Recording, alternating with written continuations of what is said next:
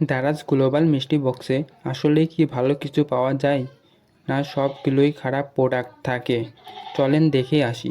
আজকে আমরা আনবক্সিং করব দারাজের 7টি গ্লোবাল মিষ্টি বক্স। এই সকল মিষ্টি বক্সে আমরা কি পাই সবই আপনাদের দেখাবো। এবং আপনারাও যদি মিষ্টি বক্স অর্ডার করতে চান, আমার ডেসক্রিপশন বক্সে দেখেন একটি টেলিগ্রাম চ্যানেলের লিঙ্ক দেওয়া আছে, ওখানে জয়েন হয়ে থাকবেন। ওখানে সবার আগে দারাজের গ্লোবাল মিষ্টি বক্স এর লিঙ্ক দেওয়া হয়। তাহলে শুরু করা যাক একটি মিউজিকের মাধ্যমে।